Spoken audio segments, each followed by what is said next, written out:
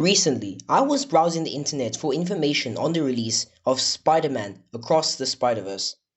With me being a big fan of the first film, I am quite excited for the sequel.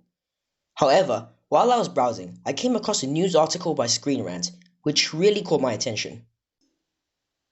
If you look beyond the Justice article and on other websites such as YouTube, you actually start to see this news a lot, which is that Tom Holland's live-action Spider-Man is rumored to have an appearance in Across the Spider-Verse.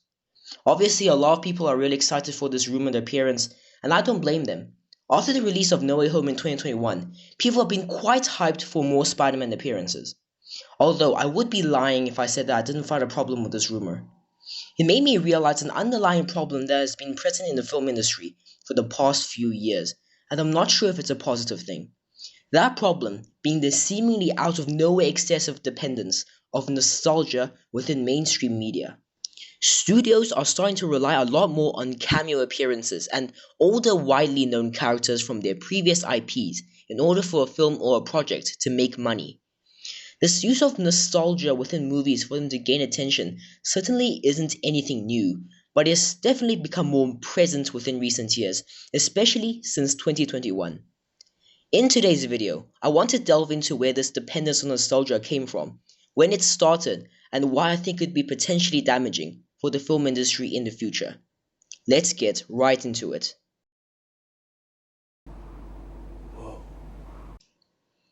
The Cambridge Dictionary, as of the time I am writing this, defines nostalgia as, quote, a feeling of pleasure and sometimes slight sadness at the same time as you think about things that's happened in the past. And this is a well thought out and well worded explanation. However, what do I mean by nostalgia in the context of this video? When I talk about nostalgia in the film industry, I would simply describe it as, in my own words, using the feeling of connection to previous experiences in order to draw in more viewers for a product such as a film, usually for the purpose of financial income. What this means simply is that I think of nostalgia usage as using a general viewer of a franchise such as Marvel or DC's love for films and television that the company or the IP has released years ago, and then using that love they have and implementing it into a current movie they are producing. This could be cameos from older movies, having similar story arcs, or having something in your film that feels old and similar to your previous movies. The use of nostalgia is what makes a viewer of a movie see a cameo and make them think, hey, I understood that reference, or hey, I've seen this beloved character before and I'm glad to see them again. That, in my opinion, is a general gist of nostalgia usage, and I think now is the time to explain why I think it is bad for the film industry, starting with: when did mainstream nostalgia usage start? Nostalgia usage definitely isn't anything new. Shows and movies in the past have used old existing IP or characters to attract more viewers. An example is the appearance of Luke Skywalker at the end of The Force Awakens and for the duration of The Last Jedi. Regardless of the quality of these two films, they definitely used Luke as a way to attract more viewers to a cinema to watch the sequel Star Wars films. Whether the strategy worked or not is entirely up for debate, but seeing the absolute mountain of money these movies ended up making, I feel like it definitely worked. You could argue that the only reason that these movies did well is because of the fact that they are part of the beloved franchise of Star Wars. But for fans of the franchise, the appearance of Luke definitely did bring up conversation amongst Star Wars communities. Discussions and word of mouth raised more interest for the sequel trilogy, and with the reveal of Luke at the end of The Force Awakens, it allowed there to be a lot more hype for their next movie, The Last Jedi. Cultural icons such as Han Solo, Chewbacca, and Princess Leia also helped this movie to be more hyped, and this hype around these old returning characters definitely led to the absolute financial success of The Force Awakens. However, feel as you may about Luke's character in the sequels, I feel like Star Wars definitely handled the nostalgia usage really well, because ultimately Luke's presence in The Last Jedi helped progress the overarching narrative.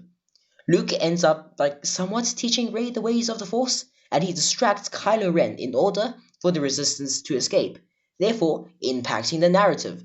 His presence does in fact move the story forward. So as far as nostalgia in modern Hollywood goes, I feel like this was a real first time it was used to really sell a movie to the audience. Sure, smaller films had done it before in the past, but it definitely wasn't to the scale as Star Wars did it in the sequel trilogy. In my research, it was the first big hit franchise to use its IP to its advantage via nostalgia. Then, in 2021, Spider-Man No Way Home released. And boy, if you're following this movie, the hype for it was unmatched. Since the first trailer was announced, you got people making half-hour-long prediction videos, entire channels dedicated to analyzing the trailers, and then the biggest discussion of the entire film, the rumored appearance of Tobey Maguire and Andrew Garfield's Spider-Man. The entire MCU and Spider-Man community was talking about this rumor non-stop, and everybody was so sure that the two Spider-Man icons would appear in the movie. After all, the villains such as Doc Ock, Electro, Green Goblin were all confirmed to be in this movie and played by the original actors. So when it came to Tobey and Andrew, why not? Why wouldn't they appear in the movie? And the community theorized and discussed with the months leading up to No Way Home's release. And when the movie finally came out, it made box office records. It only took 12 days for this movie to make $1 billion. And when it eventually came out on streaming, Spider-Man No Way Home had made a whopping total of around $1.9 billion at the box office. That is insane. And one of the biggest reveals of No Way Home, the cameos of Tobey and Andrew towards the end of the film. I'm not gonna lie, when I saw them in the cinema with my dad, I was excited. I wasn't so excited that I cheered in the cinema or anything like that, but it was so dang cool to see these icons of Spider-Man culture. 3 actors playing the same characters, sharing the screen. It was epic, and it was nostalgia done right. Just like Luke in the Star Wars sequels, Tobey and Andrew's Spider-Mans made an impact in the narrative. Andrew ends up saving MJ after failing to save Gwen in his own movies, and Tobey ends up teaching Tom Holland's Spider-Man the value of not letting his anger towards the Green Goblin consume him. The film wouldn't be nearly as good as it was without Tobey and Andrew. Obviously, Star Wars and Spider-Man aren't the only IPs and franchises to use nostalgia, but I feel like in recent memory, they are the most noticeable. So, it was pretty cool, seeing nostalgia done right. But, unfortunately, once we got into 2022, things started to fall apart. Pretty quickly as well. Alan Grant. There has been such an increase in the amount of films utilizing nostalgia in 2022, and I personally think that a trend that only started a few years ago is already beginning to feel old. I feel like this was the year that we started getting movies that are crammed with cameos and references just for the sake of nostalgia, instead of the way No Way Home and Star Wars did it, with their nostalgic cameos and appearances actually carrying meaning to the plot. Just look at all these movies we have gotten which rely on nostalgia. I mean, come on, we have Jurassic World Dominion, who bring back Ellie Sattler and Alan Grant from the Jurassic Park movies. We have Uncharted, which only exists to make money from the nostalgic Uncharted game fans. And finally, we have the elephant in the room regarding nostalgia usage in films. Doctor Strange in the Multiverse of Madness. Regardless of the quality of these movies, whether you think they are good or bad, you have to admit there are a lot of movies utilizing nostalgia in 2022. And to be honest, I don't feel like any of these movies use the nostalgic premise in a new, exciting way.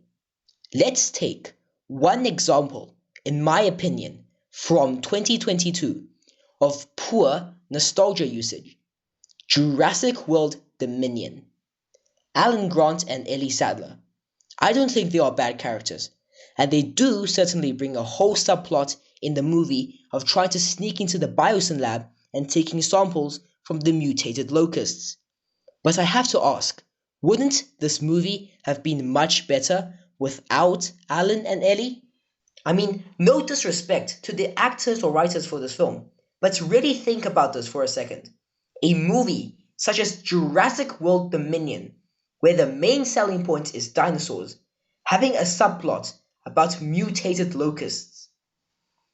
Where is the correlation between dinosaurs and locusts? It's not like the locusts' mutated DNA have anything to do with hybrid dinosaurs. So what did the subplot really bring to the movie? You could argue that the locusts being burnt alive and setting the forest on fire because the CEO guy needed to get rid of them is essential to the plot. But honestly, they only set the forest on fire because they needed a burning forest as a cool action set piece for the finale. So, narratively, what does Alan Grant and Ellie Sattler add to the movie with the locust subplot? In my opinion, not much. I feel like the subplot was only written into the movie because studio executives wanted the nostalgic characters to be in Dominion. So they made the writers create an entire subplot to justify their existence. I mean, just look at the length of the 3 Jurassic World movies. The first one is around 2 hours and 4 minutes, and Fallen Kingdom is around 2 hours and 9 minutes. These movies are pretty much the same length because their narratives weren't meant to be too long. Because they're from the same franchise, their similar lengths make sense. So, riddle me this, Batman. If we follow this logic, why is Dominion 2 hours and 27 minutes? Like it's a solid 20 minutes longer than the other 2 films. I feel like this movie is only this long because they needed to add in the locust subplot so that the nostalgia-inducing characters could have a purpose in the film. It's like the writers already had a whole script ready, but then they had to add in Alan and Ellie. So they had to cut out some stuff from the original draft and add in the locust subplot, which is how we got a movie that is almost 20 minutes longer than its predecessors. It's not like the inclusion of mutated locusts makes any sense within the context of the movie either. I'd argue that in Jurassic World Dominion, the movie where the main selling point is that dinosaurs now roam the earth freely, the strongest part was when we actually got to see said dinosaurs roaming the earth. In my opinion, the best parts of the movie were seeing how dinosaurs interacted with everyday human life. The whole segment in the underground market in Malta was so creative and cool to see. It showed how humans had begun exploiting dinosaurs now that they lived amongst them. And that was the concept of the movie done really well, not the subplot about mutated locusts. So, what can we take away about poor nostalgia usage from Dominion? It showed how shoehorning nostalgia into your movie could affect the overall quality, and also take attention away from what an actual interesting idea in a movie is about. But I feel like the biggest contender for the movie with the worst nostalgia usage in 2022 goes to none other than Doctor Strange in the Multiverse of Madness. Whether you think Multiverse of Madness is an overall better film than Dominion is a conversation not related to this video. But this movie absolutely flabbergasts me with how it utilizes nostalgia. In terms of cameos, I know I just talked smack about Dominion for its less than stellar use of nostalgia.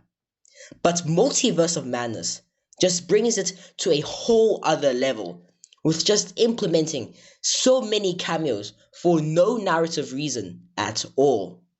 Instead of at least attempting to have your nostalgic characters play a role in your movie with arcs and storylines, Multiverse of Madness just shoves so many cameos into your face, one after another, as if it's a desperate show of how many IPs Disney owns. The characters aren't introduced smartly. They leave no lasting memorable impact in the story, and their appearances simply exist in the movie just for the sake of existing. These cameos don't feel naturally woven into the story. They feel like lazy attempts to have cool characters in the movie. And no other scene perfectly captures my point more than the entire Illuminati introduction sequence. I mean, come on. We have Captain Carter, the one from What If? We have Black Bolt from that one Netflix show Marvel made. And finally, we have the one and only Professor X. To the movie's credit, at least they did introduce three other members that weren't from other already existing IPs, such as Maria Rambeau's Captain Marvel, 838 Carl Mordo, and Mr. Fantastic. And it is certainly, well, fantastic to see that Marvel at least attempted some more original characters. The cameo appearances stick out so much.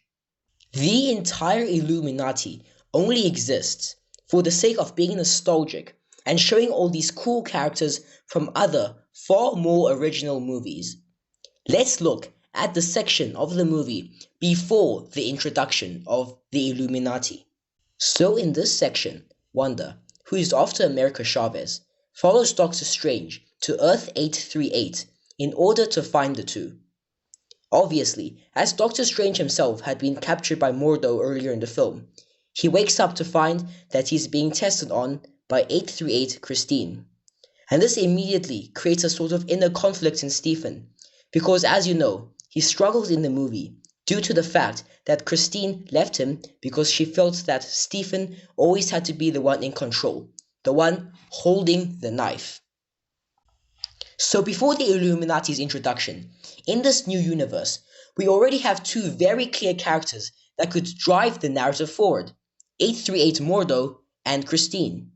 These two characters from this new universe can move the plot forward.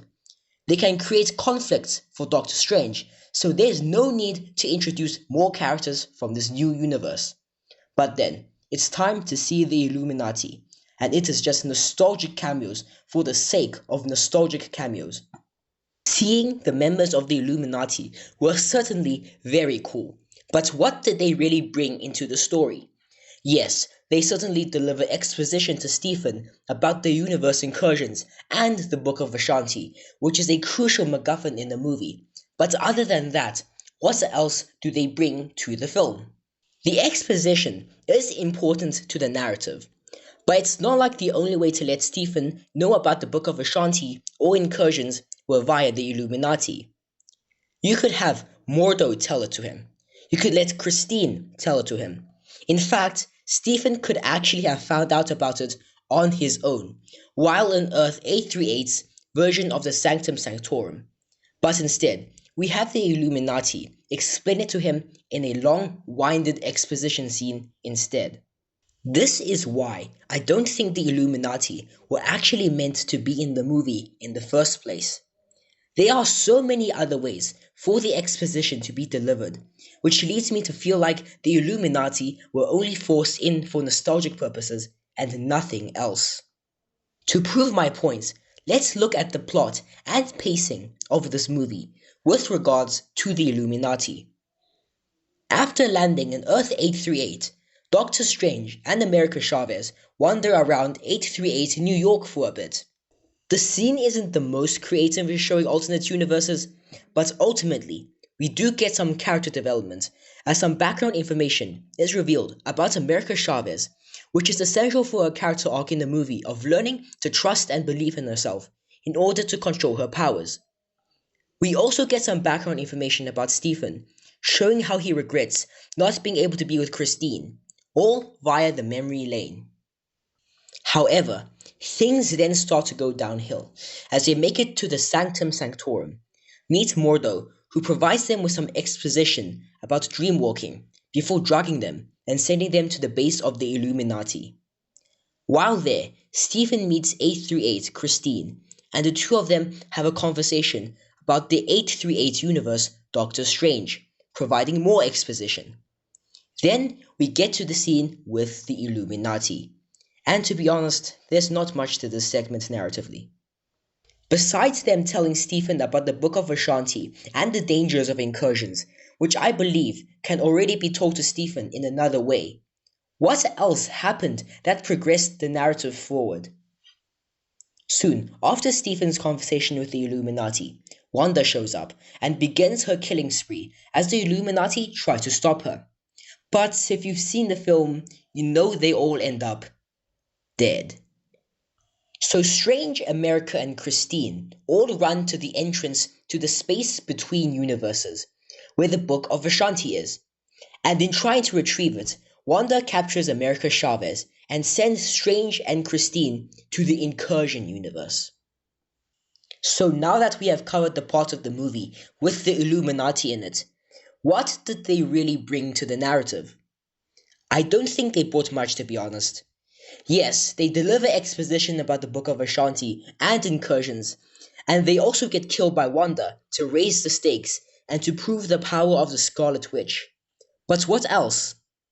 As I said earlier, the movie could have had other people replace the Illuminati in terms of purpose, whether it be delivering the exposition in another way, and for raising the stakes. The Illuminati dying certainly raised those stakes, and they raised them pretty dang high as well. But don't you think the movie could have done it in another way too? Do you remember how earlier in the movie, Wanda was torturing Kamartaj sorcerers to get the information about Mount Windigore out of Wong? How about instead of letting the sorcerers live, Wanda actually killed one of them instead, and therefore effectively raised the stakes and show how Wanda would be willing to do anything to see variants of her children? So there are other hypothetical ways to work around the Illuminati, as I have just said. But you could be saying that it doesn't necessarily prove how the Illuminati were only crammed into the movie for the sake of nostalgia. And that is a valid point. But let's just look at how long the Illuminati are actually in the movie for. And they're only there for a couple of scenes. These scenes being their introduction, their exposition scene about the Book of Ashanti, and their death scene. 3 total scenes. For a group that's supposed to be a big deal in the movie, they aren't around for long, and it makes me think they were never meant to be around at all. Considering the little impact they left in the film and how long they were in the film for, it makes me think that Marvel only forced them into the movie later in production. I mean, if you look at the news following up to this movie, you would have noticed that there were constant announcements about reshoots and how they were filming some scenes again. And I think those reshoots were in regard to the Illuminati. So, here's a personal theory I have about the production of Doctor Strange in the Multiverse of Madness.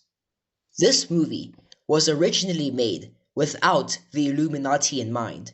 Sam Raimi, the director, and his team of writers made a script for the movie. They started filming and things were overall smooth with production. But then, Spider-Man No Way Home came out, and the amount of money it made was astonishing. Marvel realized that, hey, maybe if we added more cameos like Toby and Andrews alongside nostalgic elements into our new movies, they'll be just as successful as No Way Home. And therefore, Multiverse of Madness was reshot in order to include the nostalgic cameos of the Illuminati members. Obviously, this was not part of the original script, so the writers included a few short scenes regarding the Illuminati, so they would still be in the movie, and gave them the purpose of delivering exposition when originally it was supposed to be delivered via another way. However, since they were only in the movie for a couple of scenes, they left no real impact, so the script didn't have to be changed too much. And that is my theory of the nostalgia usage in Doctor Strange in the Multiverse of Madness. So what did we learn about poor nostalgia usage? Is it that sometimes nostalgic cameos could force creators to alter their scripts for a movie, making the plot unnecessarily long? Is it that if you add in nostalgia that carries no real value to the narrative, that it'll get forgotten quickly and be considered filler? any other things. Overall, 2022 wasn't a terrible year for films in general. In fact, I would say it was pretty decent. But in relation to the rise of nostalgia films, if 2022 is an indication of what these type of films are like in quality, I feel like this is actually a really big red flag for the future of the film industry and Hollywood in general. Whether we will be getting any more nostalgia-driven films in the future isn't even a question at this point. I mean, look at these box office numbers. For studios not to make more would be them wasting a huge opportunity for profit. In conclusion, I feel like it wouldn't be a false statement to say that attention spans of general audiences are getting increasingly shorter, especially when it comes to the consumption of media like movies and shows. People are less willing to sit down and watch a long movie with a generally slow pace now than ever, and they instead rely on fast releases of dopamine in order to keep themselves entertained. And that's what a cameo achieves, a fast release of dopamine within a viewer to see a character they love returning to a new movie or a reference from an older show that they understood. But once that reference or character has overstayed their welcome, the dopamine disappears and the audience member is as bored as before. At the end of the day, nostalgic cameos are in fact pretty cool. Despite me rambling on about how they ruin the quality of cinema, when a cameo is done right, it could make your film beyond just a good script. No Way Home definitely wouldn't have been the absolute behemoth of a hype train that it was if there were no rumors of Andrew Garfield or Tobey Maguire or any of the original actors of Spider-Man villains in the film.